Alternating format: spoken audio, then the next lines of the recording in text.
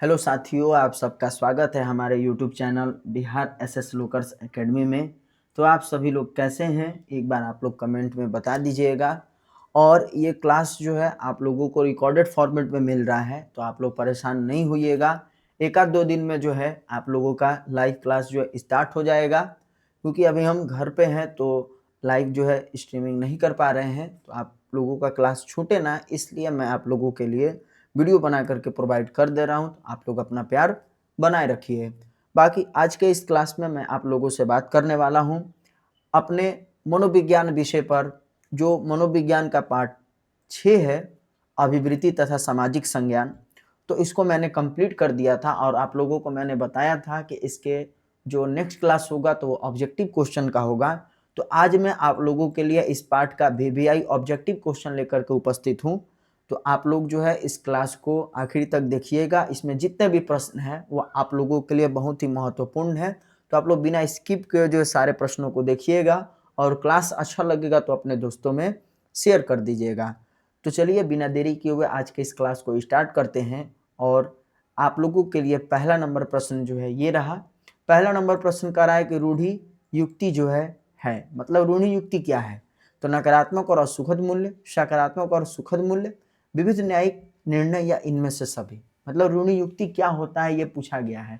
तो ऋणी युक्ति क्या होता है, एक मिथ्या बातें, झूठी बातें, जो क्या होता है निगेटिविटी को फैलाता है। यानी यहाँ पर जो पहला नंबर प्रश्न है इसका उत्तर हो जाएगा नकारात्मक और असुखद मूल्य। यानी ऋणी युक्ति क्या है, तो नकारात्मक और असुखद मूल्य होता है। तो ऑप्शन ए जो है इस प्रश्न का सही उत्तर हो जाएगा। इसके बाद दूसरा नंबर प्रश्न कह रहा है, दूसरा नंबर प्रश्न हमारा कि मनोवृत्तियों के निर्माण एवं विकास के कार्य में या विकास में कार्य करने वाले तत्वों को मोटे तौर पर कितने भागों में बांटा गया है, ये पूछा जा रहा है। यानी जो मनोवृत्ति का निर्माण और विकास है, मतलब निर्माण या विकास होता है मनोवृत्ति का, तो उसके जो मतलब कि तत्व है वो कितने भागों में उसको बांटा गया है, ये पूछा जा रहा है। 2, 3, 4 या 5।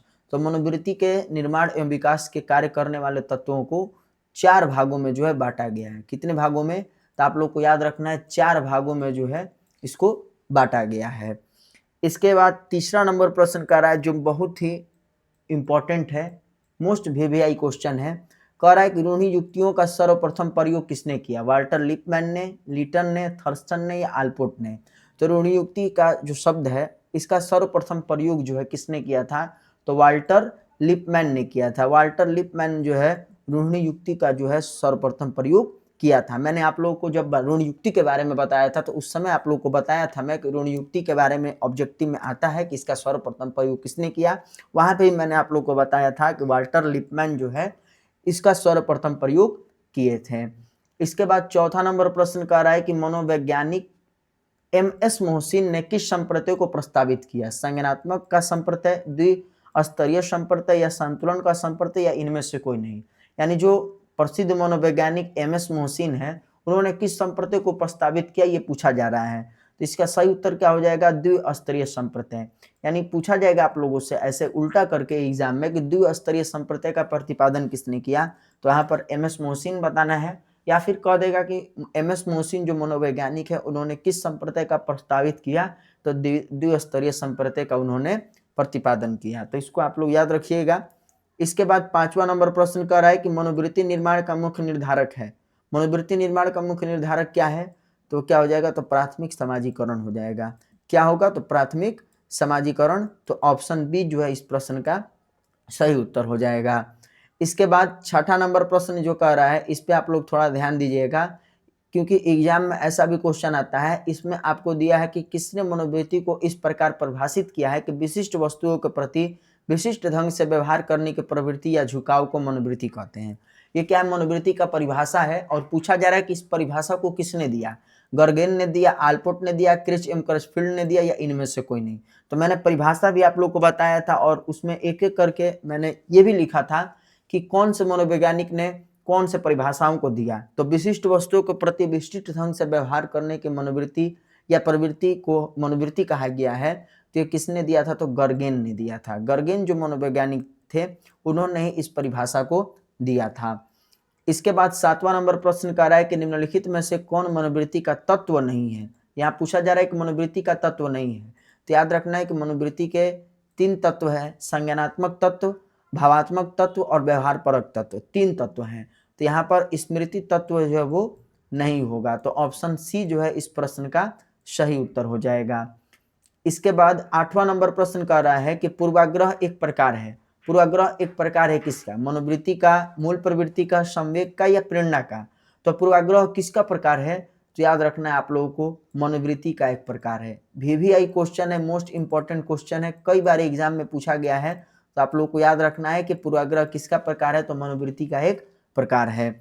इसके बाद 9 नंबर प्रश्न कह रहा है कि निम्नलिखित में से कौन कारक पूर्वधारणा को कम नहीं करता है? अंतर समूह स्पर्श, पूर्वाग्रह विरोधी प्रचार, शिक्षा या रूढ़िबद्ध?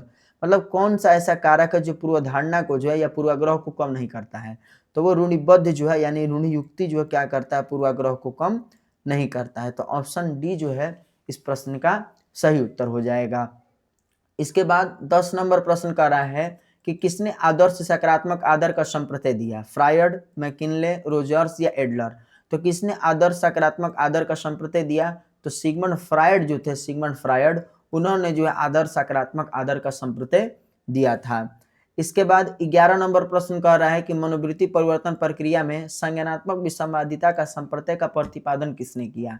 यह भी मोस्ट इंपॉर्टेंट VVI क्वेश्चन है, इसको आप लोग याद रखिएगा कि मनोवृत्ति परिवर्तन प्रक्रिया में संज्ञानात्मक विसंवादिता का संप्रत्यय का प्रतिपादन किसने दिया? तो लियोन फेस्टिंगर। किसने दिया? तो याद रखना है लियोन फेस्टिंगर ने जो है उन्होंने इसका प्रतिपादन किया। यहाँ पे फ्रिज हाइडर लिखा है, तो फ्रिटज हाइडर, इनका पूरा नाम फ्रिटज हाइडर है। तो यानी POX जो मॉडल हम लोग देखते हैं इसी में हम लोग को पढ़ना है।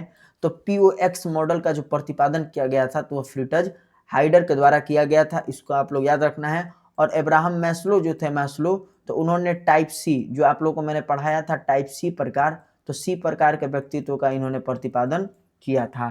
तो एक प्रश्न से कई प्रश्न बन रहे हैं, तो इसको आप लोग जरूर ध्यान में रखिएगा। चलिए आगे बात करेंगे अगले क्वेश्चन पर। अगला क्वेश्चन आप लोग ध्यान रखिएगा। अगला क्वेश्चन कह रहा है 12 नंबर प्रश्न कि छवि निर्माण की प्रक्रिया में निम्नलिखित में से कौन से उप प्रक्रिया होती है? जो छवि निर्माण की प्रक्रिया है इसमें कौन सी उप प्रक्रिया होती है, ये पूछा जा रहा है। तो ऑप्शन है पहला नंबर, आप लोगों को ध्यान देना है, चयन, दूसरा अनुमान, तीसरा संगठन और चौथा है उपरोक्त सभी। तो इसका सही उत्तर क्या होगा ये पूछा गया है। तो इसका सही उत्तर क्या हो जाएगा? उपरोक्त सभी हो जाएगा। यानी कि छवि निर्माण की प्रक्रिया में कौन कौन सी प्रक्रिया शामिल है? तो चयन, अनुमान, संगठन, ये तीनों शामिल है। तो ऑप्शन डी जो है इस प्रश्न का सही उत्तर हो जाएगा। इसके बाद 13 नंबर प्रश्न कह रहा है कि अभिवृत्ति की कौन सी विशेषता यह इंगित करती है कि अभिवृत्ति किसी सीमा तक सकारात्मक या नकारात्मक है? ऑप्शन है कर्षण शक्ति, चरम सीमा, सरलता या जटिलता, या इसके बाद कह रहा है केंद्रिकता। तो इस प्रश्न का सही उत्तर क्या होगा ये पूछा जा रहा है। तो इस प्रश्न का सही उत्तर हो जाएगा चरम सीमा होगा। इस प्रश्न का सही उत्तर क्या होगा? चरम सीमा। यही जो क्या करता है कि मनोवृत्ति के विशेषताओं को इंगित करता है। चलिए आगे बात करेंगे अपना अगले क्वेश्चन पर। अगला क्वेश्चन जो है 14 नंबर है।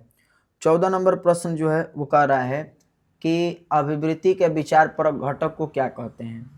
कह रहा है यहाँ पर कि अभिवृत्ति के विचार परक घटक को क्या कहा जाएगा? संज्ञानात्मक पक्ष, भावात्मक पक्ष, व्यवहारात्मक पक्ष, या इनमें से कोई नहीं? तो अभिवृत्ति के विचार परक घटक को क्या कहा जाता है? संज्ञानात्मक पक्ष कहा जाता है। ये याद रखना है आप लोगों को, ऐसे भी एग्जाम में पूछ जाता है। ऐसे अभिवृत्ति के 3 घटक होते हैं, संज्ञानात्मक, भावात्मक और व्यवहार परक। तो उसी का अलग अलग नाम संबोधित किया गया है। तो विचार परक घटक जो है कौन होता है? वो संज्ञानात्मक पक्ष से संबंधित होता है।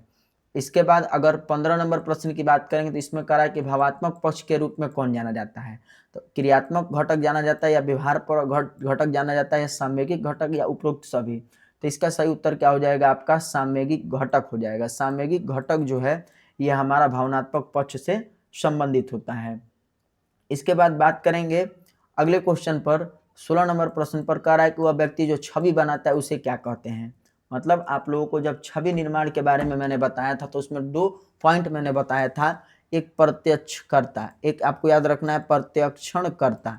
प्रत्यक्षणकर्ता के बारे में मैंने आप लोगों को बताया था कि प्रत्यक्षणकर्ता क्या होता है, प्रत्यक्षणकर्ता क्या होता है, ठीक।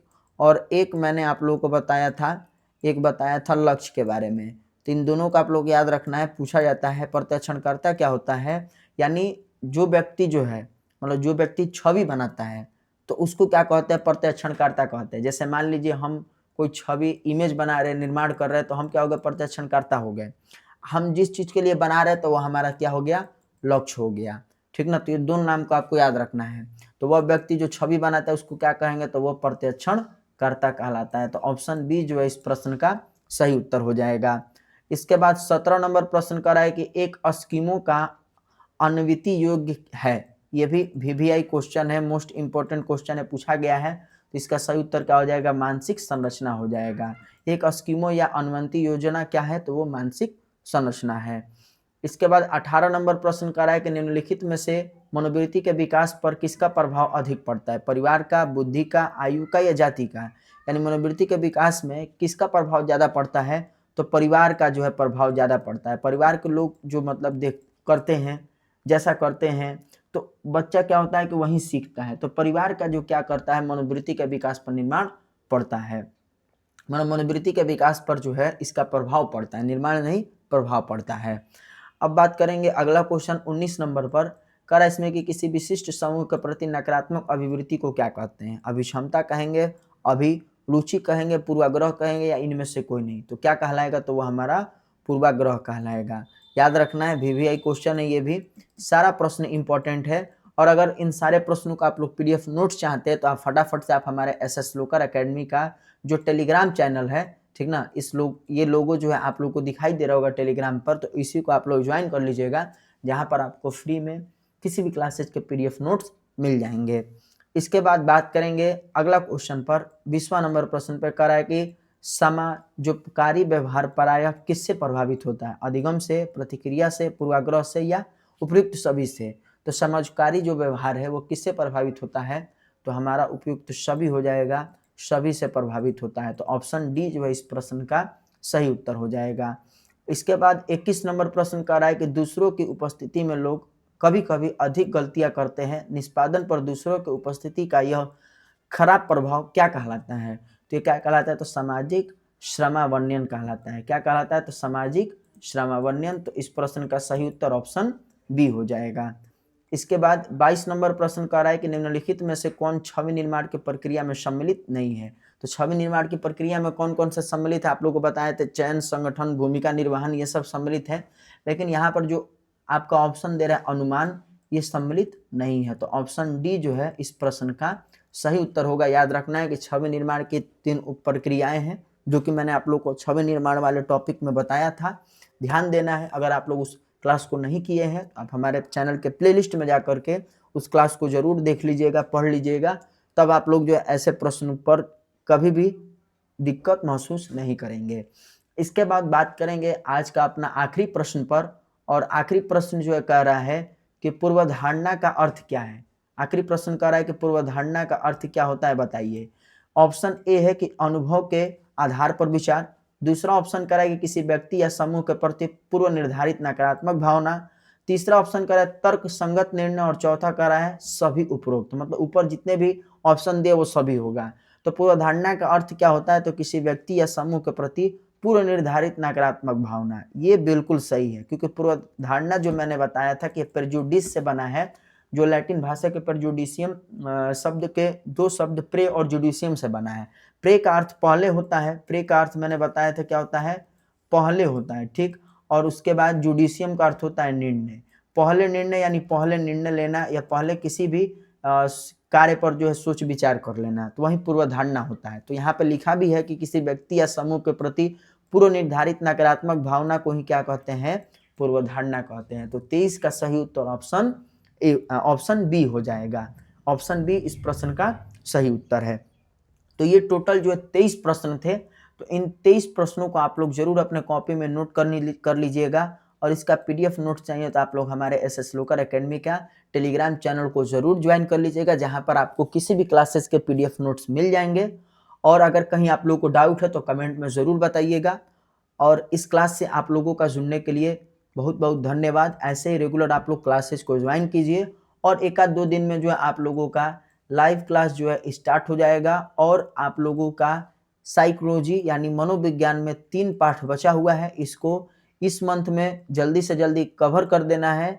7वां लेसन, 8वां लेसन और 9वां लेसन, 3 लेसन और बचे हैं इस महीने में, जो है इसको जल्दी से ख़त्म कर देना है ताकि आप लोग का रिवीजन स्टार्ट हो और क्रैश कोर्स भी जो है मैं स्टार्ट कर सकूँ यूट्यूब पे फ्री ऑफ कॉस्ट।